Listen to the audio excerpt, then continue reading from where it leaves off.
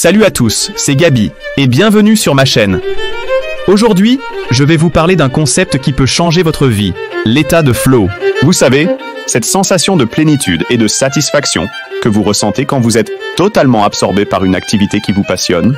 Eh bien, c'est ce qu'on appelle le flow, et selon la science, c'est la clé du bonheur. Dans cette vidéo, je vais vous expliquer ce qu'est le flow, pourquoi il est si bénéfique pour votre bien-être, et comment vous pouvez l'atteindre plus facilement. Alors restez avec moi jusqu'à la fin et n'oubliez pas de vous abonner à ma chaîne et d'activer la cloche pour ne rien rater de mes prochaines vidéos. Le flow, c'est quoi exactement? Le terme a été inventé par le psychologue hongrois Mihaly Csikszentmihalyi, qui a consacré sa carrière à étudier le bonheur et la créativité.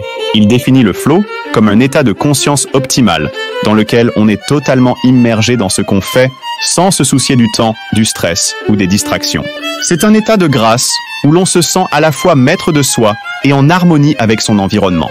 Le flow peut se produire dans toutes sortes de situations, que ce soit dans le sport, l'art, le travail ou même les loisirs. Le flow est associé à de nombreux bienfaits, comme une meilleure performance, une plus grande motivation, une plus grande confiance en soi et surtout une plus grande joie de vivre. Mais comment faire pour entrer dans cet état de flow?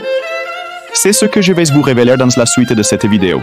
Pour atteindre le flow, il faut respecter certaines conditions que Csikszentmihalyi a identifiées à partir de ses recherches. Voici les principales, accompagnées d'exemples concrets. 1. Avoir un objectif clair et précis. Il faut savoir ce qu'on veut accomplir et comment on va s'y prendre. Cela permet de se concentrer sur la tâche et de mesurer sa progression.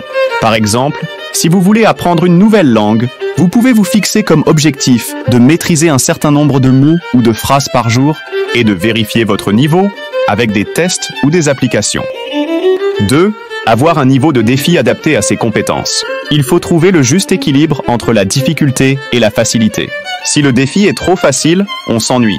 Si le défi est trop difficile, on se décourage. Il faut donc choisir une activité qui nous stimule, mais qui reste à notre portée. Par exemple, si vous aimez jouer aux échecs, vous pouvez vous mesurer à des adversaires de votre niveau ou vous lancer des défis personnels, comme jouer avec un temps limité ou une pièce en moins. 3. Avoir un feedback immédiat.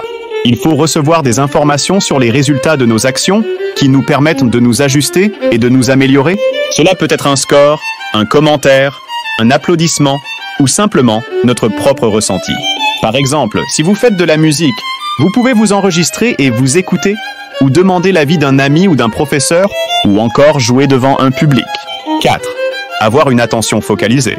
Il faut éliminer toute source de distraction et se plonger entièrement dans l'activité. Cela implique de se couper du monde extérieur, de mettre son téléphone en mode avion, de fermer les onglets inutiles et de se créer un espace propice à la concentration. Par exemple, si vous écrivez un roman, vous pouvez vous isoler dans une pièce calme, mettre de la musique douce et vous immerger dans votre histoire. 5. Avoir un sentiment de contrôle. Il faut se sentir capable de gérer la situation, sans avoir peur de l'échec ou du jugement. Cela implique de se faire confiance, de se détendre et de lâcher prise.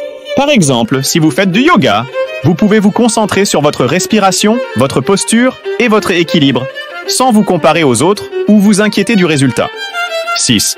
Avoir une absence de conscience de soi. Il faut oublier son ego et se fondre dans l'activité.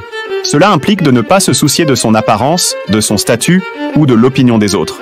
C'est l'activité qui prime, pas le résultat.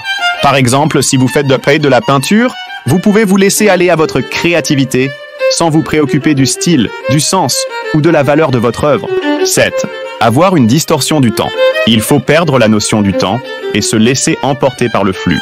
Cela implique de ne pas regarder sa montre, de ne pas compter les minutes et de ne pas se fixer de limites. C'est le moment présent qui compte, pas le passé ni le futur. Par exemple, si vous lisez un livre passionnant, vous pouvez vous plonger dans l'univers de l'auteur sans vous soucier de l'heure, du nombre de pages ou de la fin de l'histoire. Conclusion. Voilà, vous savez tout sur le flow, cet état de conscience optimale qui vous rend plus heureux et plus performant. J'espère que cette vidéo vous a plu et que vous allez essayer de mettre en pratique ces conseils pour atteindre le flow plus souvent. N'hésitez pas à me laisser un commentaire pour me dire ce que vous en pensez et à partager cette vidéo avec vos amis qui pourraient être intéressés. Et si vous voulez en savoir plus sur le bonheur et la psychologie positive, je vous invite à consulter les sources que j'ai utilisées pour préparer cette vidéo que vous trouverez dans la description. Merci de votre attention et à bientôt pour une nouvelle vidéo.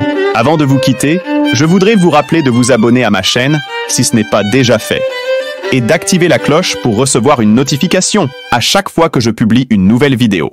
Vous pouvez aussi me suivre sur les réseaux sociaux où je partage régulièrement des astuces et des inspirations pour vivre mieux. Vous trouverez les liens dans la description.